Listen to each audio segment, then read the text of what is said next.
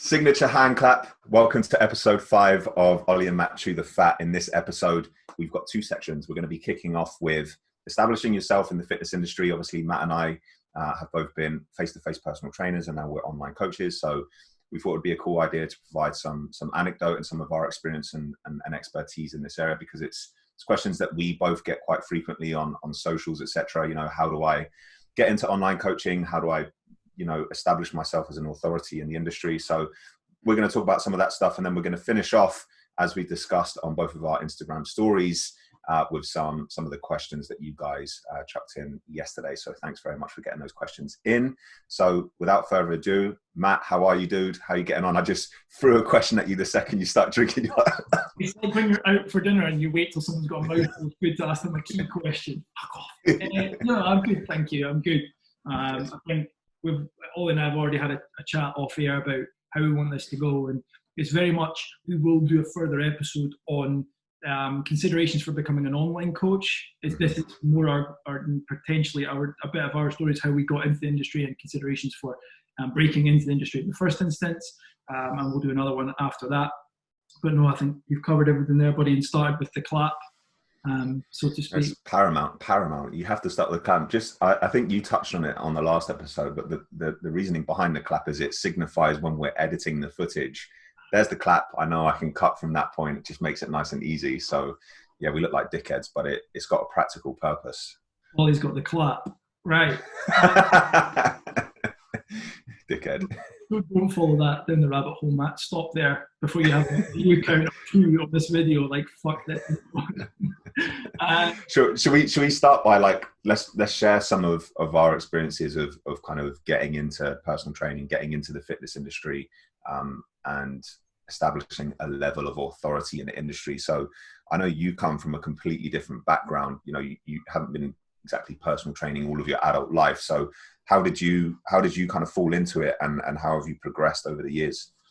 So I actually started in engineering, buddy. I did 10 years of consultant engineering prior to coming into this industry. Left school and got straight into that, and actually it served me very well. I just didn't really notice it had served me so well. I learned a lot about data management, just in general, just managing a lot of information, which if we break it down, that's what you and I do for a living. Like, it's manipulation and management of information. So I learned a lot about that, and then just like in every job I ever worked in every office I ever worked in, I became the office PT. So irrespective of where I was, it was that go-to. I was a total. I'm not too proud of admitting it. Like it was like tuna rice and occasionally some greens if you're lucky, for lunch every day. And then I would run along to the gym at lunchtime and do a session, and then sit in my beater all afternoon in an office with people in shirts and ties. I would just sit sweaty in a vest, surrounded by literally, the pedestal units at people's desks. Yeah. Theirs would be files, pens, other important things for office. Mine was like a huge bag of serious mass. I'm not even joking, mate. And it used to people used to come over and be like, "Can I borrow a pen?" I'm like, "Yeah, knock yourself out." They'd open it, and it was just like supplements. So I did that, and then I effectively had enough, and left that almost with immediate effect, without a plan. Got my level 2 and 3. Went to the gym and became very busy very quickly, thanks to a diary or black book of contacts from previous life of people whose problems I thoroughly understood. So office people, as you know, a very specific set of problems. In terms of the challenges that they face in staying in shape and getting in shape. So I was able to direct my content immediately towards that, position myself as, I was already positioned as an expert because I had always been considered the expert in each office. And then I became a coach, and that was the interesting thing about what you were just talking about there is you took a very calculated approach with personal training from the early stages. Whereas what I see with a lot of personal trainers and online coaches that reach out and ask me for help is they've got no clear direction as to who they can help, how they help them, and how they speak to them and market themselves towards those people. So some of the skills and fundamental attributes that you have as a person, you're able to reverse engineer a situation. Right, I'm a personal trainer now. I know I can help these people. How do I speak to these people, and how do I get them working with me? And that kind of approach is often massively overlooked by personal trainers. It's just like this: go in, throw shit at a wall, see what sticks, and hopefully I can get some clients. And it's like a really bad way of trying to run your business. So, I mean, I think you were definitely one step ahead to some extent. Well, not one step ahead. It's because of your own doings, because of your own, skill levels and things of that nature. But it's something that people just do not think about. Who do I want to work with? How am I going to market myself to those people? Can I help those people? How do I help those people? People have Yeah, exactly. You actually need, because like you say, a lot of people come into the industry, and I'm going to say this, and it'll piss some people off, and it'll piss you off if you're triggered by it. It's because you fall into the category of people that were just good at PE, quote unquote. I just really liked PE because you did an Ep.5 in PE, and now all of a sudden you're off. You want to go and count people's reps. You're still really, really underprepared. And I actually didn't know I was as prepared as you pointed out. I didn't come into it with the knowledge that I was one step ahead, quote unquote. Yeah. You wasn't doing it consciously. It was a subconscious effort. But regardless of that, the fact that you're, speaking that aloud now, it's very clear to see that you did know what you were doing to some extent. And I think I was similar in that I got into the fitness industry in some regards prior to actually becoming a personal trainer. In the military, I became a PTI, physical training instructor. So I was delivering PT sessions for the regiment and for my squadron, etc. So that was my kind of foot in the door to some extent. I found a passion for it that way. And then when I then transitioned into PT after leaving the military, my niche became working with the older chap who wanted clear direction from someone that they could respect, from someone that had some level of authority or life experience. And that just became my kind of niche when I was personal training, because of my background, because of where I'd come from. And I marketed myself accordingly. Again, similar to you, very unconsciously. It wasn't a conscious thought, I'm going to do this, I'm going to run with this. It was just a case of I knew that it was working, it was building momentum for me. And so I just rolled with it. So I think for anyone who's listening, who's maybe a personal trainer and struggling to kind of attract work or pick up leads, is actually think about what is it that you offer that's slightly different or has a different spin comparative to the other personal trainers around you, and how do you go about speaking to those people and marketing yourself accordingly. And I think you'll see a difference, really quickly. 100%. I think I was effectively PTI, for want of another phrase, for the offices that I worked in. Do you know what I mean? So again, I'd already built, and that's key, let's be honest, building know, like, and trust. Most people who are at any level of establishment in this game know that building those three things, know, like, and trust with your followers, your listeners, your clientele, or your prospects, is key. And I had already built those three things.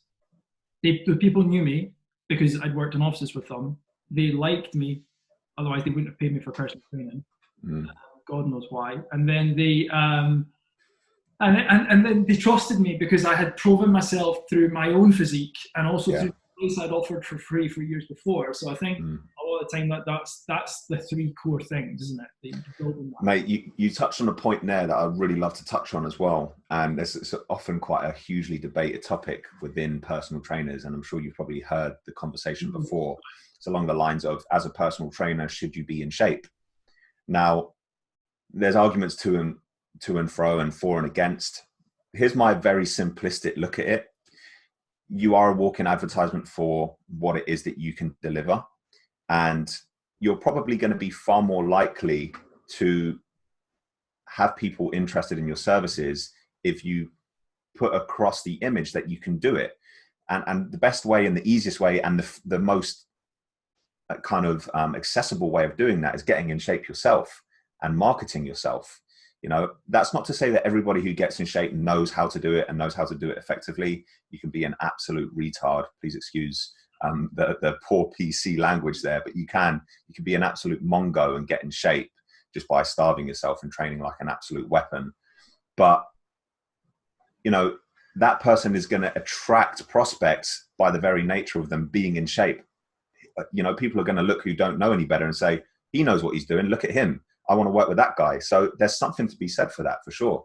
I agree with you entirely. I think it's kind of twofold. Like, number one, I think people will, like you say, they'll judge your capabilities based on your appearance, and I think whether or not that's right, and whether or not you and I agree with that, is almost irrelevant, because the human nature is to, again, look at someone and be like, if they're not in shape, how the hell are they going to tell me to do it? Now, that's not me saying that you absolutely must be, or you for that matter, but I think people will inherently, if you were you were looking for a new dentist and they had teeth like anyone on Joe Exotic, you know what I mean, a tiger king.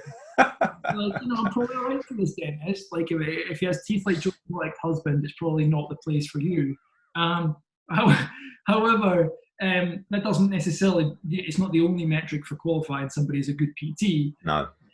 I don't think it's not that straightforward, is it? But I think the second part for it, for me, the second barrel of that information is, until you've done something, you're not actually able to coach from a place of authenticity. So in building muscle, great. Getting lean, fantastic.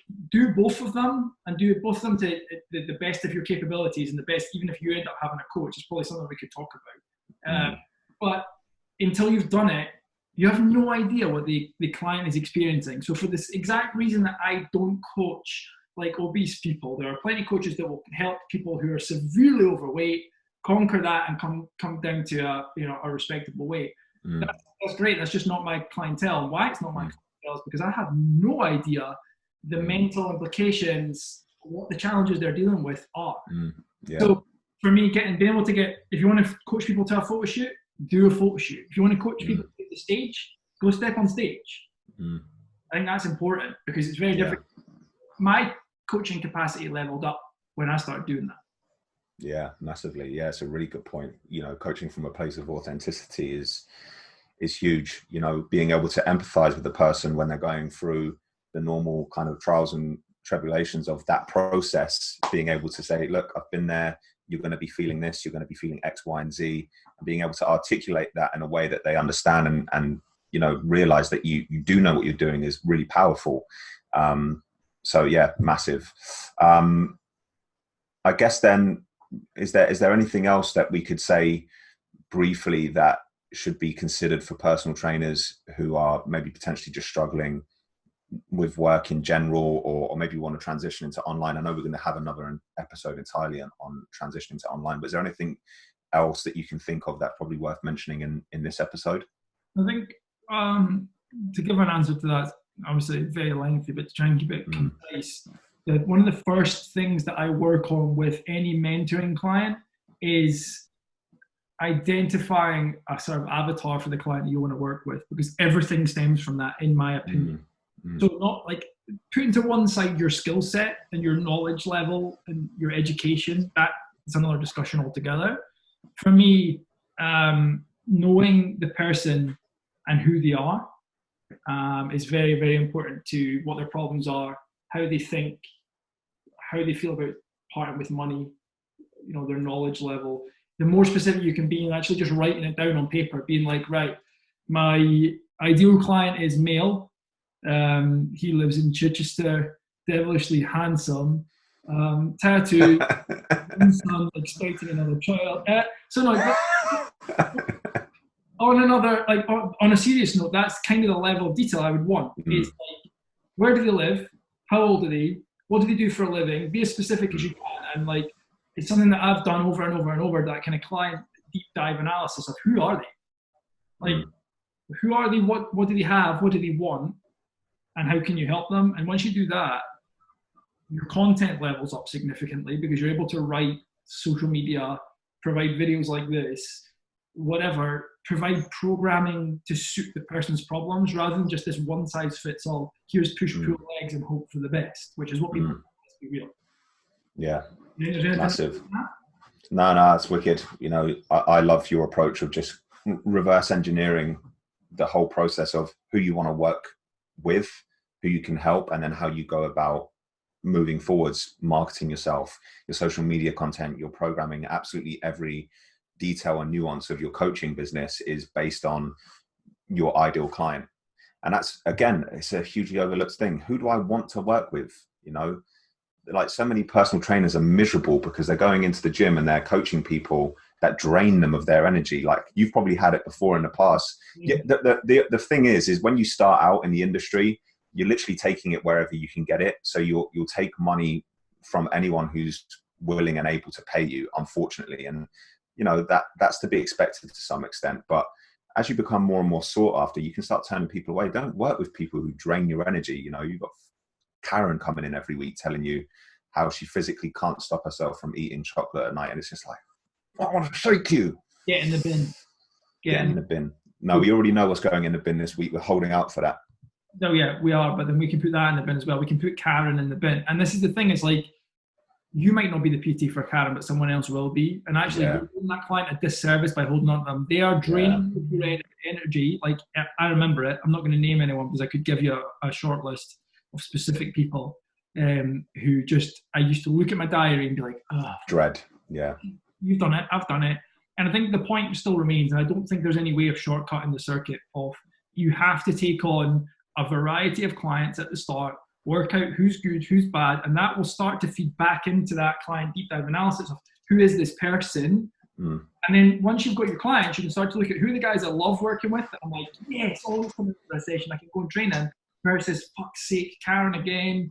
Like they're late.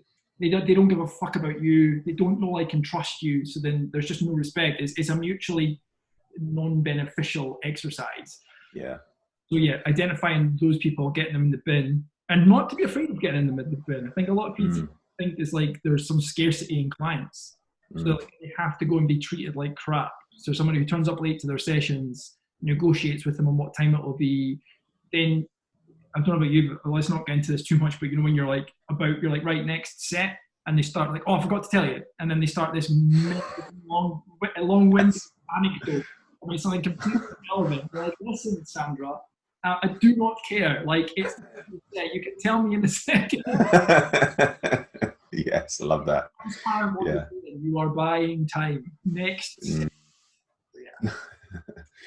Cool, man. I think, we can probably leave that there and move over to some of the questions. And like we said, we can go into in a bit more detail on future episodes, transitioning into online and some more stuff on the personal training stuff. Like, you could speak at great length about this stuff. There's so many different things to consider. But as always, we want to keep these episodes concise and to the point. So let's go over to some of the fun stuff and answer some of these questions. One of the things that Matt and I noticed massively putting out these question boxes, the amount of fucking spam you get is just unbelievable at the minute. It used to be, we were talking off air, it used to be when you put a post up, you get that comment like, come warrant my fitness wear, Fit Pro, thanks bro.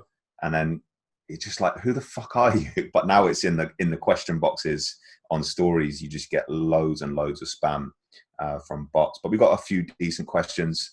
I'll kick off with one of the questions from Vinny. Vinny, a good mate of mine and an old coaching client.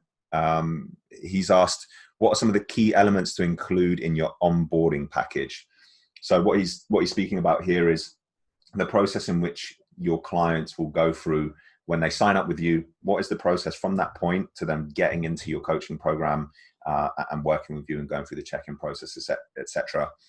So this is something that I look at massively with my mentoring guys and girls, is making sure that they've got a really solid system in place that keeps the new client tended to from the offset, keeps them happy from the minute they signed up, and also takes workload off of you and stops you from having to repeat yourself with frequently asked questions about how to use the programming, how to check in with you, how to track calories, how to monitor your protein intake, things of that nature, the stuff that you typically repeat over and over and over again.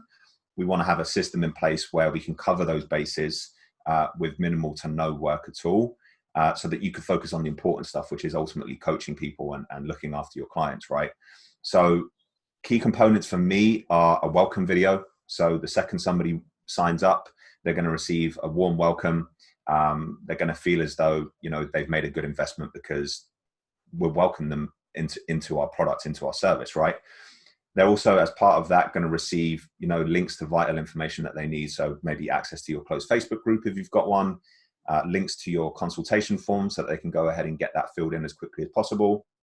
And then just some more information on what to expect over the coming days. Like, this is what's going to happen over the next 2 to 3 days. I'm going to be working on your programming in the background. For now, get in the Facebook group, fill in the consultation form, and I'll speak to you tomorrow on the next email. The next email might be, a detailed video explaining how to use their programming once they receive it all. So again, we're just removing the frequently asked questions of, how do I do this? How do I do that? We cover every aspect of the coaching process in that video. So A, they know what they're doing. They can hit the ground running once they receive it all. And B, you're not repeating yourself. And then you might, include some more information just based on stuff that you get asked quite a lot, how to check in with you, how to track calories, things of that nature. You just want to make and fill the dead time between them signing up to receiving their programming. You want to fill that with value, and you want to fill that with information that's going to stop those frequently asked questions. That's the way that I look at the onboarding system. I don't know if you've got anything to add to that, Matt. Would probably just echo the same sentiment, mate. I've literally just come off a mentoring call prior to this, having this exact discussion with my in that your first and only priority is to make sure that person feels welcome and part of something, but also feels like the money they've just parted with was worthwhile. Yeah. Because there's likely a lead time between them paying you and you being able to provide workouts. And if you're not doing that, you're just selling them off the shelf. And there's nothing wrong with that as long as you're pricing that accordingly. But we're talking about one-to-one clients here. Yeah. Really custom client. There's going to be a lead time if you're programming properly. Give them some value. Give them something that they can watch, get their teeth into, start to understand. And for me, that's like a very simple PDF onboarding document. It's like a timeline. It's like, you are here. This is all going to happen. These are the steps to expect, so that, again, it negates the questions. And not that I dislike answering client questions, but if I can answer 5 with one PDF, I'm going to go ahead and do that every single time.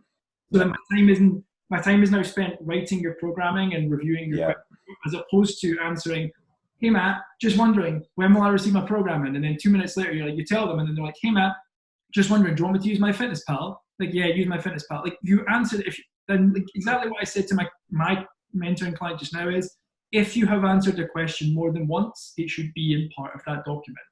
It's just like, save yourself the time, in that the client doesn't mind. They're getting a nice, neat document that not only it looks nice and provides value, but it provides something they can refer back to over and over and over, because they're going to ask the same question more than once. Like, I know I do when I sign up to something. I'm like, I forget. And then I'm like, oh, hey, Ollie, any chance you could just tell me? And I'm like, I know you've already answered this. It's probably going like, you know what I mean? You've probably answered it 10 times. Just put it in a document. So they get that. And then they get a quick start guide, which is effectively just a PDF that's like 6 steps to get started right now, which is effectively the 6 things I need from them right now. Yeah. So you know yourself. I need you to fill out a questionnaire. I need you to upload progress pictures. I need you to take measurements. And if you can break that down, and as you know, we've discussed this at length prior to coming on air, I'm a very visual person, like potentially slightly anal. That's cool. I get it. I've owned it. I made a really, really very straightforward, very visual document with big, massive buttons. Click here, do this. Yeah. No waffle, just what they need and what they need to do. Yeah, it's perfect. I think a lot of online coaches are potentially scared of automation. They feel that it detracts from their business, in that it removes like specificity and individuality. But I think they're getting that confused with tailor-made programming. The process of getting somebody on board and getting all the information that they need, and you getting all the information that you need, doesn't need to be specific to the individual. Like, you're taking time away from doing what you ultimately need to be doing, which is coaching. So getting that message through to online coaches is really, really important, and understanding that not only does it not detract from your service, but it actually improves it. Like you say, you decrease that lag time of them receiving something from you. They instantly feel like, oh, this is good. Something's happening here. What's better, getting that or waiting 5 days to then receive your programming and not hearing anything in between? Your clients are going to start to feel buyer's remorse and things of that nature if that's the road that you're going down. So onboarding is massively important. Money for anything. We've all been there. You part with your money and then you immediately have that, like, and irrespective, like, I'm super confident in my product and my ability to coach. I know who you are. I feel like it's a really good place with it. I'm happy with it. That doesn't mean that I don't respect the fact that when somebody pays me for coaching, they will immediately have that, well, I've just paid this much money, and they'll immediately have like, I really hope this was worth it. Even if I know that they know that, I do it. If I go and spend money on something, I'm like, oh, I really hope this isn't shit. Even though I trust Matt implicitly, and he's just answered all my questions and put all my worries to bed, I still have this niggling voice back. Like, this could be a rip-off.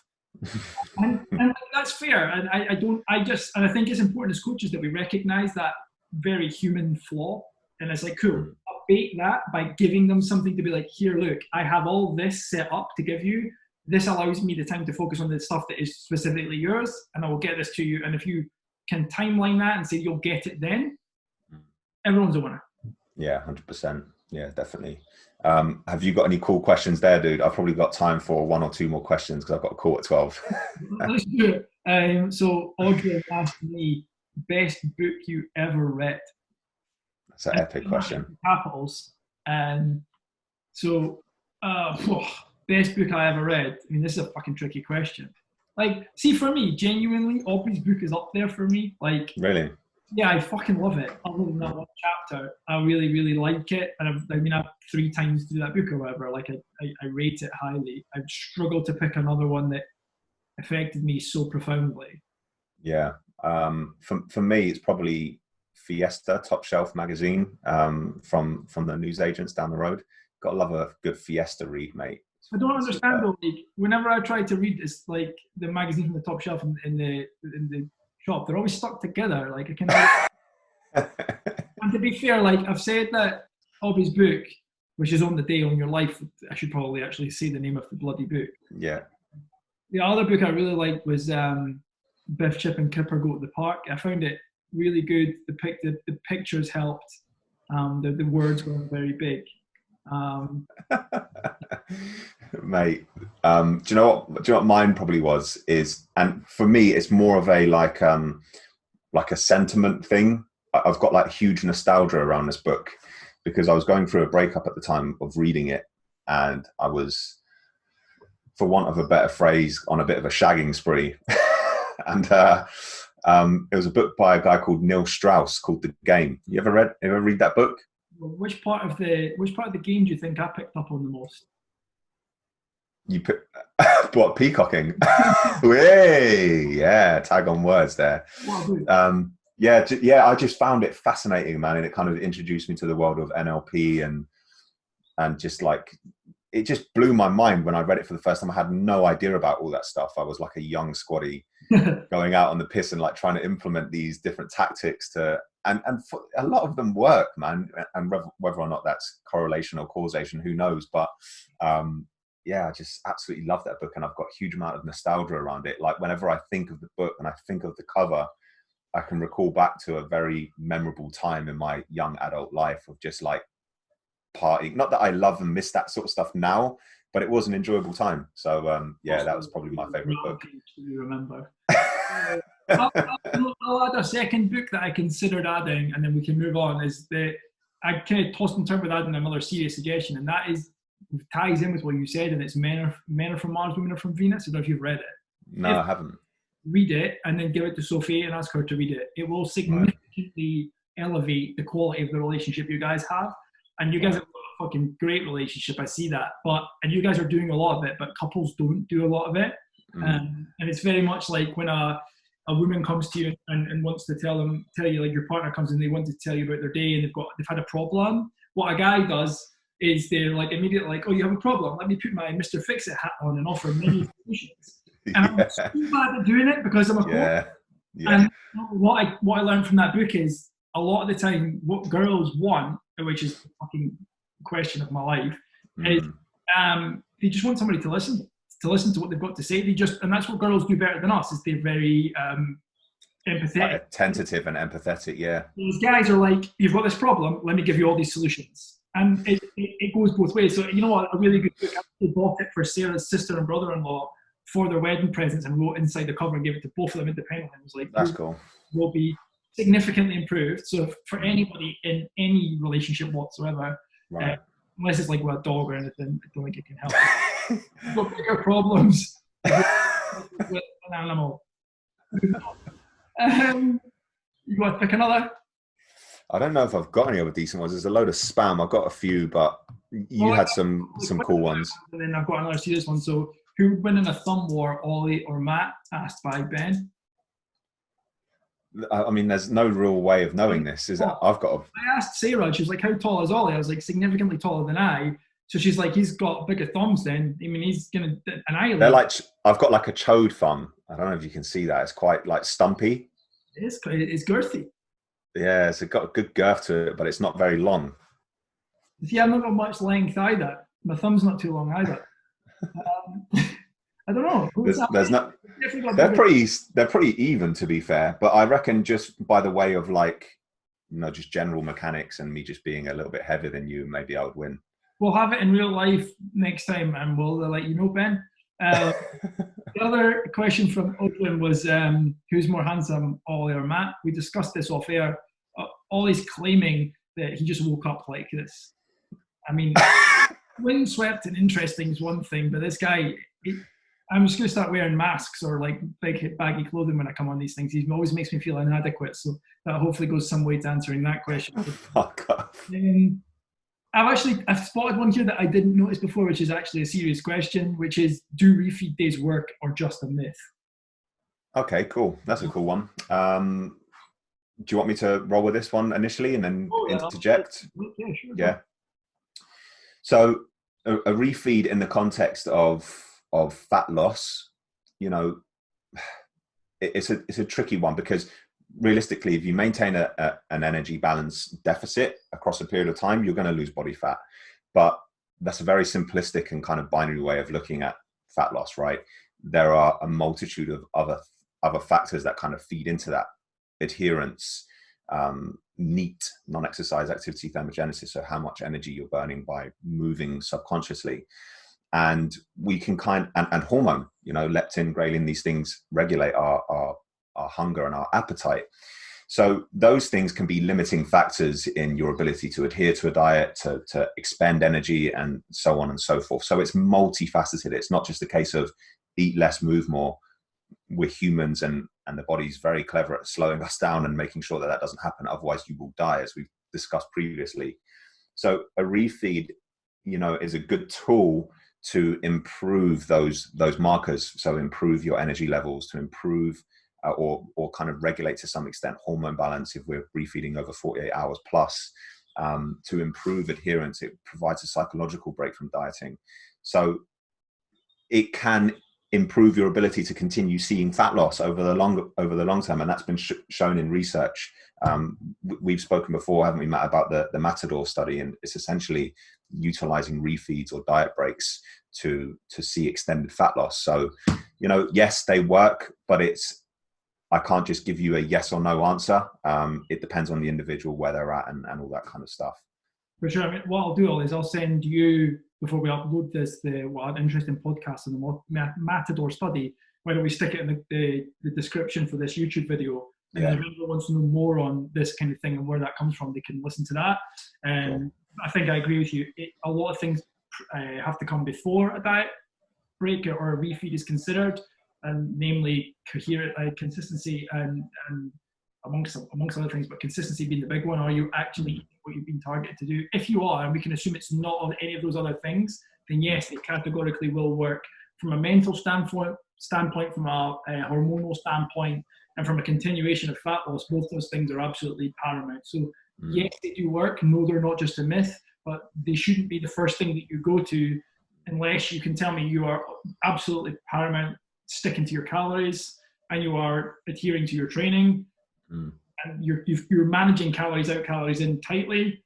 In that case, yes. I mean, as we've discussed before, we both use them with our clients regularly. Yeah. It's a massive topic. We could talk about that for ages, but in essence, to answer the question very, very basically, they're not a myth. They do work, but as Matt said, there's a lot of things to consider before kind of jumping into them, for sure. Very good question. So thank you for question. At Lauren J. Dixon, actually asking questions that matter. I'm like, I'll give you an example of another one that I've got here that just says, hey, why aren't you following at some random thing yet? I have no idea. Personal growth inspo, reply me the answer to answer. So just to recap, these people are going in the bin. Yeah, well, that was the thing, wasn't it? They're going in the bin. The one I said to Ollie before we came on air was, "Hey mate, I'm reaching out to say that you have great content, and I really loved your second last post. Thanks for sharing. Smiley face. Thanks emoji. But this is from a person that doesn't follow me and hasn't liked my second last post. It the bin. Yeah, who are these people? And some of them are real people who are Yeah. bots. They're using bots, and fuck, if that's a way that you drive up traction on your social media, then God help you. Someone said to me, yo, if you need some fitness advice, shoot me a DM. So I clicked on his profile out of curiosity, and no, just no. I don't need your advice. Much like not an answer, but I just found your account and I like what I see. Follow me and let's connect. Eyeballs, bag of money. You found my account and you like what you see, but you didn't follow me at simply Yalya. Get in the bin. Like, unbelievable. Hi there, could you please look at my guest yoga school in my bio and support them with a follow if you like? We'd really appreciate it. No, like, this does not answer the question I asked. I would love to network with you one day soon. This is not a good way to start that relationship. Oh, fucking love it. I could do this for a full episode and be very happy with myself. I can't deal with it. I think we should stop before I read any more. Yeah. That was a cool episode, man. I like that. I like them all, to be fair. Yeah, well, we're kind of biased, though, aren't we, to be fair? You guys like your own child, even if they were the ugliest child on the whole planet, you would still. That's it. Yes. Yeah, 100%. That's what I often think. Like, when I look at Jude, I go, fuck, he's a good-looking little boy. And then the reality is that you are going to be heavily biased with that sort of stuff. Much the same with our YouTube channel. I think it's the fucking best thing since sliced bread. I think about Nixon where I'm like, do other people think he's an annoying little prick? Like, sometimes rules for life. Well, we'll finish with this bit of stoicism from Matt. Is other people's kids are like farts. They're only all right if they're your own, right? It's like other people's kids are shy. Get in the bin. But your kid's the best thing ever. And it's like, does that help everyone? Because I can't, for the life of me, understand why someone wouldn't. I don't know if it's because maybe we've got like a friendship and a relationship, but I honestly think Nixon is fucking amazing, man. I think he's just so full of character, and he's going to be a shit when he's like 10, 11. He's going to be a shit. But in the best way, he's just going to be like Dennis the Menace, just causing mischief. Well, I've got the fear, and then couple that with all the knowledge of what I did and how I behaved. Yeah. This position to be in a prick. Oh man, I'm going to age the next 10 years or 20 years are going to age me exponentially, I think. Oh, 100%. Yeah, look forward to that, dude. Right. We will wrap up on the fact that Nixon and Jude are fucking legends, and this is the best YouTube channel since sliced bread. Sweet. Happy days. Nice to speak to you, team. Peace. Have a good one. See you later, guys.